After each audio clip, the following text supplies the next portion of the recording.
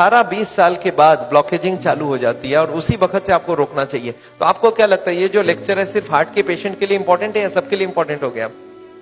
For everybody.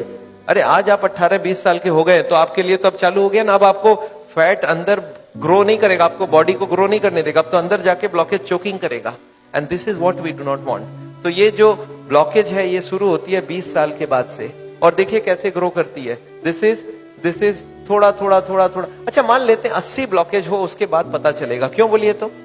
Why people can not understand heart disease till 80 blockage? क्योंकि हमारे heart में 20 की ही जरूरत है और सप्लाई 100 का दिया हुआ है। हार्ट को 80% एक्स्ट्रा ब्लड दिया हुआ है, so 20 is there is no shortage. तो 80% ब्लॉक हो तब तक कोई शॉर्टेज नहीं है। अच्छा ये ब्लॉकेज आपको क्या लगता है किसके हाथ में है? भगवान के हाथ में है ना?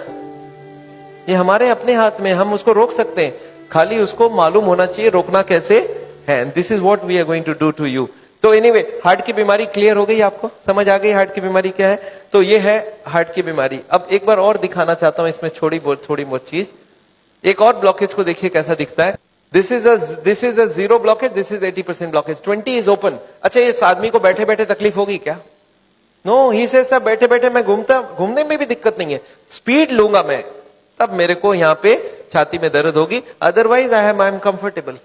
तो ये है हार्ट का पेशेंट। अच्छा इस ब्लॉकेज में एक चीज आपको और दिखाना चाहता हूं। ये जो ब्लॉकेज है ये किस चीज से बनी हुई है?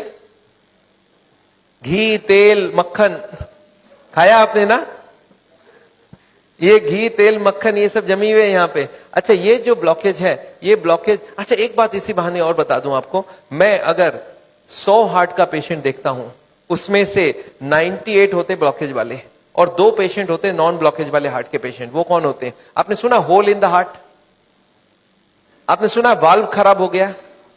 ये वाल्व खराब हो जाना, hole in the heart, 100 patient में से 2 को होता है। 98 पेशेंट कौन से होते हैं?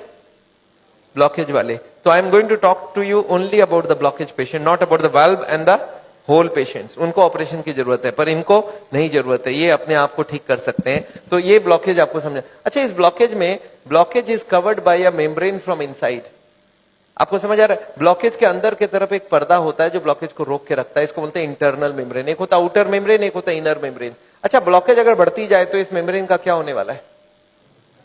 मेम्ब्रेन स्ट्रेच करेगा और एक दिन मेम्ब्रेन फट जाएगा। इस फटने को याद रखिएगा, मैं आगे आपको समझाऊंगा इसके बारे में। पर अभी हार्ट की बीमारी क्या है क्लियर हो गई सबके दिमाग में? ब्लॉकेज मोर देन 80% और सो। अच्छा इसमें तकलीफ क्या होती है? पेशेंट पूछता है डॉक्टर साहब इस ब्लॉकेज के बीमारी में तकलीफ क्या होती है? इस तकलीफ को आपको दिख रहा है तकलीफ क्या है?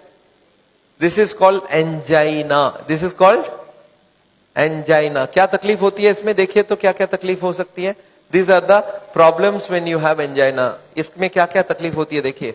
पेन और heaviness on the left side of the chest. छाती के लेफ्ट साइड में पेन और भारीपन, या तो पेन या तो भारीपन होगी। और ये कब बढ़ेगी?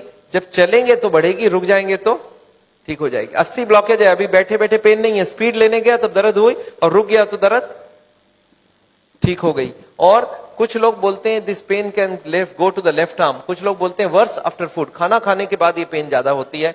और कुछ लोग बोलते हैं पेन नहीं होती है, अनइजीनेस होती है, burning sensation in the centre of the chest होती है। कुछ लोग बोलते हैं धड़कन तेज हो जाती है, palpitation. And some people have breathlessness. और बहुत रेयर केसेस में right side pain, shoulder pain, jaw pain, sweating, back pain, ये सब हो सकती है। तो ये सब सिम्टम्स हो तो क्या समझ जाए? Blockage is already more than 70-80%। अच्छा पक्का किया जा सकता है क्या?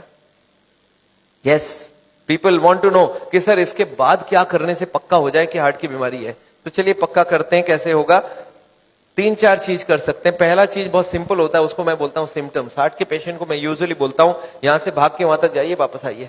बोलता भागने नहीं सकता, जब मैं भागूंगा तो यहां पे दर्द होगी। गैस का पेशेंट बोलेगा मुझे भगा लो, मुझे कोई प्रॉब्लम नहीं है। पर हार्ट का पेशेंट बोलेगा ना, whenever I increase my speed I get a chest pain. इसका मतलब वो हार्ट का पेशेंट है। इसके बाद मैं एक और टेस्ट करा सकता हूं, उसका नाम है सॉर्बिट्रेट बिलो द टंग। आपने नाम सुना सॉर्बिट्रेट टैबलेट? जीभ के नीचे रखी जाती है। एक हार्ट का पेशेंट बोलता है मैं चलता हूं मुझे दर्द होता है। मैं बोला रुक जाओ, रुक के मैंने बोला आप बैठ जाओ और एक उसके जबान के नीचे सॉर्बिट्रेट रखा है। अब बोला 5 मिनट बाद चल के देखो, बोलता है अब कोई दर्द नहीं है। तो क्या समझ जाऊं? ये हार्ट का पेशेंट ही है। ये 50 पैसे में ये टेस्ट हो सकता है। पर इसके बाद नेक्स्ट टेस्ट में जाना होगा, ये साइंटिफिक टेस्ट है, इसको बोलते हैं ECG। आपने कराया कभी? पेशेंट लेट जाता है, यहाँ पे लीड स्वीट लगाते हैं, हाथ में पैर में स्ट्रैप लगाते हैं, बटन दबा देते हैं, ग्राफ निकल आती है, एंड ग्राफ शोज प्रॉब्लम, तो हार्ट की बीमारी है। पर ये देखा जाता है 90% ECG नॉर्मल आती है। ब्लॉकेज है पर ECG नॉर्मल है, क्यों बोलिए तो? एक मेरा पेशेंट बोलता है मैंने 20 बार ECG कराया, वो सारे नॉर्मल आए।